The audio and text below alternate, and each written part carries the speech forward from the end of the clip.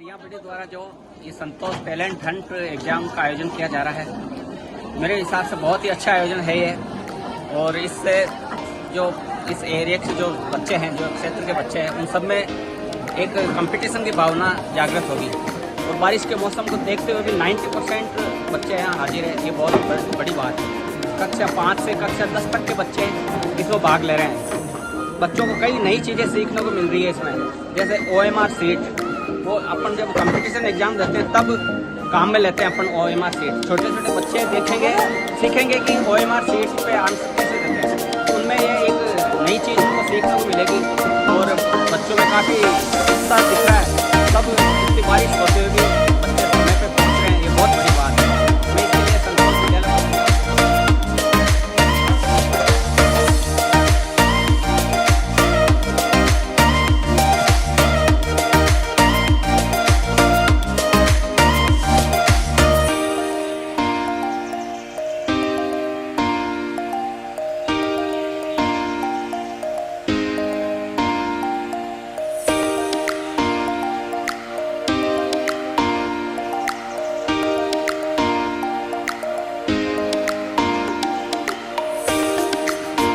मुकेश मीणा जयपुर से। और मेरे यहाँ जो बच्चे पढ़ते हैं, तो जब जैसे ही मेरे को इस टैलेंट हंट प्रतियोगिता के बारे में पता चला, मैं संतोष विद्यालय को धन्यवाद देता हूँ, यहाँ के स्टाफ को धन्यवाद देता हूँ कि इन्होंने ऐसा आयोजन रखा जो बच्चों में आज की इस प्रतियोगिता के दौर में बच्चों का उत्साह बढ़ा रहा है। और ऐसे मौसम देखते हुए भी आज यहाँ बच्चों की इतनी संख्या में बच्चे एग्जाम में उपस्थित हुए हैं।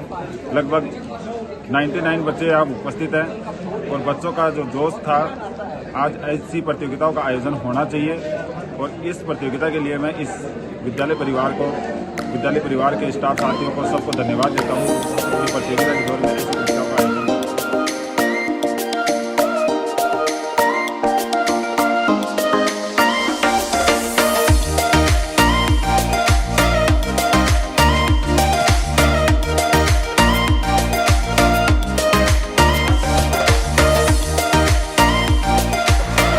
मुझे आज बड़ी प्रसन्नता खुशी हो रही है कि आज ये संतोष आदर्श विद्या मंदिर और संतोष शिक्षण ग्रुप ने जो ये टैलेंट हंट का जो प्रोग्राम किया है, जिसमें बच्चे बढ़ चढ़ के भाग ले रहे हैं। और मौसम बिल्कुल प्रतिकूल होते भी, जहाँ तक मेरा मानना है कि जितने इनके बच्चों ने एनरोल किया है, वो लगभग बच्चे यहाँ आ गए हैं। अभिभावकगण भी यहाँ आ रहे हैं और बड़ी भीड़ लगी हुई है। बच्चों का जो उत्साह देख रहा हूँ, उस उत्साह को देखते हुए मुझे बड़ी प्रसन्नता हो रही है।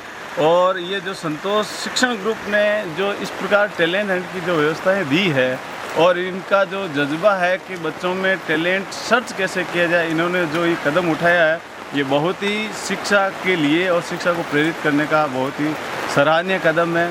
मैं संतोष टैलेंट हंट के लिए संतोष शिक्षण ग्रुप को हार्दिक बधाई देता हूं और अग्रिम शुभकामनाएं देता हूं कि भविष्य में भी इस प्रकार के हंट प्रोग्राम, जो टैलेंट हंट के एग्जामिनेशन प्रोग्राम है, करते रहें, ताकि अपने क्षेत्र के या आसपास के जो बच्चे हैं उनमें प्रतिभा को निखरने का एक सुनहरा अवसर देते हैं।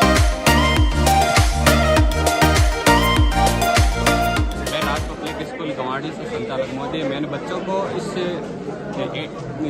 टैलेंट हुनर एजुकेशन के बारे में कुछ बताया, तो बच्चे एकदम एक्टिव हुए और बोला कि सर ये इसमें मेरे को पेपर में भाग ले रहा हूँ और हमें भी कुछ OMR शीट के बारे में ऐसा नॉलेज होगा और कुछ नया सीखने को मिलेंगे कि भाई कैसे हम कंपटीशन में मतलब प्रतियोगिता में भाग ले सकते हैं। और एक ऐसा है, उससे नया फील हुआ बच्चों को और तुरंत प्रभाव से उन्होंने फॉर्म भरने के लिए हमें फ़ोटो जो भी है और वो घर वालों से परमिशन ली और तुरंत प्रभाव से उन्होंने कहा कि नहीं, हमारे बच्चे को उन्हें ज़्यादा से ज़्यादा ऐसा कंपटीशन हो रहा है तो उन्हें एग्जाम में भाग ले रहा हो, ताकि वो बच्चे कुछ सीखने को मिलता है। जैसे हमारे बच्चे वहाँ से चला, इतनी बारिश होने के बावजूद भी वो एक्टिव थे और वो जल्दी से आ गए स्कूल में। 8 बजे से कह रहे हैं कि हमें ये पेपर कब होगा कब होगा कब होगा, और हम इतनी बारिश होते हुए भी उन बच्चों को लेकर आए और बहुत अच्छा उनको फील हो रहा है। और हमें भी बहुत अच्छा लगा इस स्कूल संतोष विद्यालय के संचालक महोदय और इसका स्टाफगण से मिलकर और व्यवस्था देखकर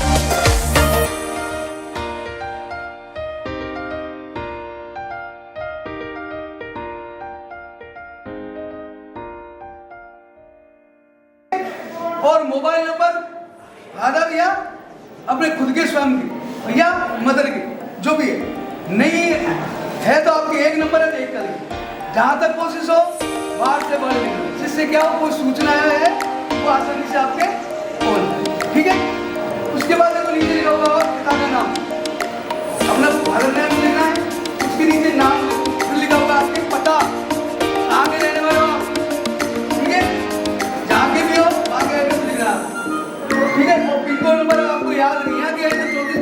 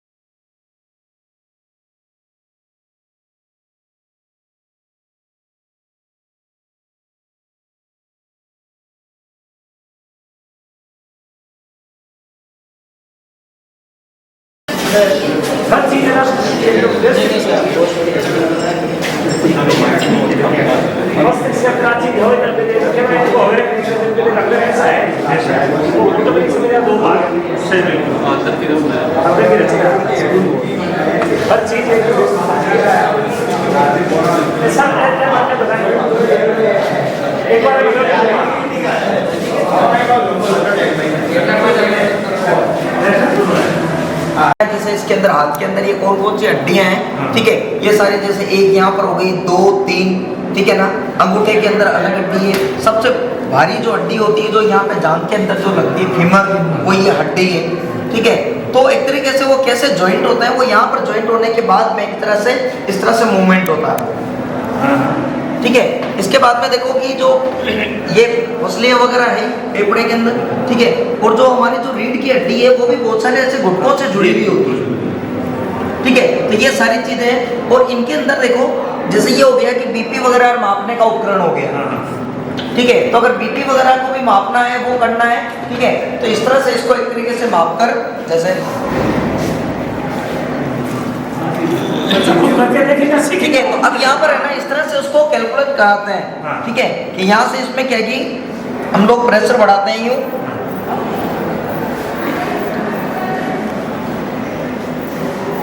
अब धीरे धीरे एक तरह से प्रेशर बढ़ेगा इसमें, ठीक है। अब ब्लड प्रेशर मापते कैसे हैं मैं आपको बता देता हूँ कि हमारे एक तरीके से जो नसों में खून बह रहा है, ठीक है, तो उस खून को हम लोग क्या करते हैं, रोकते हैं। तो हम लोग क्या करते हैं, इसको करके प्रेशर बढ़ा देते हैं ताकि वो जो नस है जो एक तरह से चिपक जाएगी, तो वहां से जो खून होगा वो रुक जाएगा। अब एक तरीके से हम क्या करते हैं, यहाँ से धीरे धीरे इसको प्रेशर ढीला करते हैं, कम करते हैं, ठीक है। तो जैसे ही हवा निकलेगी, जैसे ही उस नस में से खून चालू होगा तो टक से आवाज आएगी। वो आवाज सुनने के लिए हम ये स्टेथोस्कोप लगवाते हैं, ठीक है। तो इसके अंदर कान में एक तरीके से लगाकर, इसमें देखो आपको अगर यहाँ की बात करें तो बिल्कुल भी आवाज़ नहीं आएगी, लेकिन मेरे कान में आवाज़ आ रही है। तो अगर मान लीजिएगा नस में भी यहाँ से लगाकर फिर इसको चेक करके एक तरह से देखेंगे, जहाँ से भी एक तरीके से अगर आपको लग रहा है, ठीक है, कि एक तरीके से कि हल्का हल्का इसको लूज करके जहाँ से भी हल्की सी आवाज़ आएगी उस समय ये मैं आपको बता देगा कि कितनी बीपी है ये कि भाई स्टेथोस्कोप इसको बोलते हैं, ठीक है। कम से कम ये चीजें सारी उनके पास फेमिलियर हो तो उनको क्या कि थोड़ा अजीब नहीं लगता कि कैसे करते होंगे। उनके बहुत सारे मतलब मन में डाउट रहते हैं कि डॉक्टर क्या करते होंगे, कैसे मेजर करते होंगे, ब्लड प्रेशर ज्यादा हो गया तो क्या हो गया, ठीक है, ये सारे। और ये वाली जो चीज है, ये जो सारी चीजें हैं, जैसे पादप से संबंधित जितने भी चीजें हैं, ठीक है, उसकी संरचना क्या होगी, तो ये सारे वास्तविक है और इसके अंदर विशेष तरह का कुछ सोल्यूशन भरा हुआ होता है। ये पादपों से संबंधित है, पेड़ पौधों से संबंधित, कुछ जीवों से संबंधित भी है, जैसे कुछ विशेष तरह की मछलियां वगैरह हो गई, ठीक है ना। ये देखो इस तरह के एनिमल्स जो हो गए, केचुए वगैरह, ठीक है ना, ये स्टार फिश हो गई, ठीक है। और इसके अंदर कुछ वास्तविक जीवित में भी है, जीवित मतलब एक तरीके से सारे भरे हुए हैं, ओरिजिनल है, तो विशेष तरह के कुछ विलेन के अंदर डाला हुआ ताकि वो एज इट इज ऐसा कैसा मैसेज करो भाई। ठीक है। और ये ब्लड टेस्ट वगैरह के लिए भी हम लोग ये इस्तेमाल करते हैं। जैसे उनको बताते हैं कि ब्लड टेस्ट के लिए जैसे एक तरीके से पिन से ब्लड लिया, ब्लड यहाँ पे लेकर इन माइक्रोस्कोप से उनको देखना समझाते हैं कि एक तरह से ब्लड टेस्ट के अंदर हुए, जैसे ए ग्रुप का क्या मतलब हुआ, ओ ग्रुप का क्या मतलब हुआ, बी पॉजिटिव बी नेगेटिव का ग्रुप का क्या मतलब हुआ है, ठीक है। तो ये सब चीजें उनको हम लोग टेस्टिंग करवाते हैं, ठीक है। तो एक तो अगर वो खुद देखता है उसको कम से कम फिर वो डॉक्टर की भी स्लिप पढ़ता है या कुछ भी पढ़ता है तो उसको अजीब नहीं लगता कि वो ये सारी, ठीक है। इस गोले का जितना भाग हमको इधर दिखाई दे रहा है इसका 5 गुना भाग अंदर भी है खोपड़ी में, ठीक है। तो इस तरह से इसके अंदर ये वाला पार्ट है पूरा कि इसके अंदर जैसे एक तरीके से हम लोग इसको भी ओपन करके दिखा सकते हैं, ठीक है। इसके अंदर भी देखिएगा कि जैसे एक तरीके से ये जो डार्क पार्ट है सफेद कलर का भाग हो गया, ठीक है, कॉर्निया, उसके अंदर थोड़ा सा ब्लैक हल्का सा गहरा कलर का है, उसके अंदर कुछ लाल लाल कलर की नसें होती है, ठीक है। यही नसें क्या करती है हमारे धूप में या छाया में जाने पर, जैसे अगर मान लीजिएगा इसके आकार को कंट्रोल करती है, लाइट यहाँ से जाकर खोपड़ी में इकट्ठी होती है इस पीछे वाले भाग पे जिसको बोलते हैं रेटिना। अब जब अपन मान लीजिएगा धूप में जा रहे होते हैं ना तो लाइट बहुत ज्यादा है, ठीक है। तो लाइट बहुत ज्यादा है तो एक तरीके से लाइट यहाँ पे जाएगी तो पीछे वाली जो वेन्स है कोशिकाएं वो जलने लगेगी। तो ये परितारी का जो ये एक तरीके से कोशिकाएं है ना, ये इनकी जिम्मेदारी होती है कि वो तुरंत उसके आकार को क्या कर लेगी, कम छोटा कर लेगी। इसलिए जब आपने नोट किया होगा जैसे मान लीजिएगा अपन अंधेरे में और अचानक धूप में जाते हैं, धूप में जाते ही हमारे को कुछ दिखना बंद हो जाएगा, अचानक पलकें बंद हो जाएगी क्योंकि इसकी साइज हो जाती है बड़ी, ज्यादा लाइट जाएगी, पीछे से चीजें जलने लगेगी। तो माइंड उसको संकेत देता है कि भाई तुरंत पुतली के साइज को, ये पुतली लेंस इसके साइज को कम करो।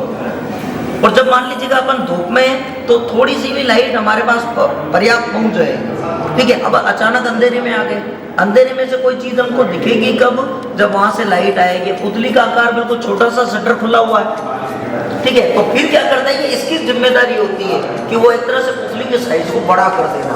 इसलिए जब अपन अंधेरे में जाते हैं ना तो आंखें बंद नहीं होती, आंखें से मोटी मोटी सी होने लगती है।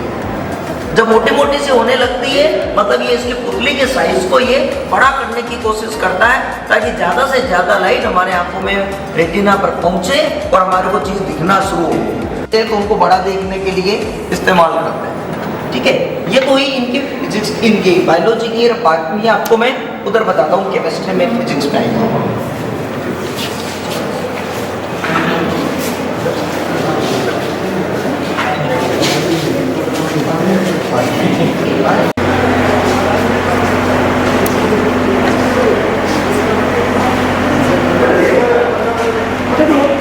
देखो तो बड़ा सिंपल वे में एक चीज पूछे आपको,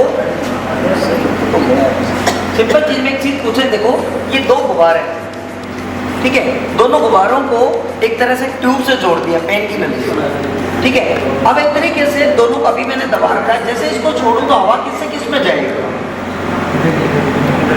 इधर से उसमें जाएगी। अब चेक करना, आप देखते हैं क्या होता है। देखो मैं इसको ओपन कर रहा हूँ,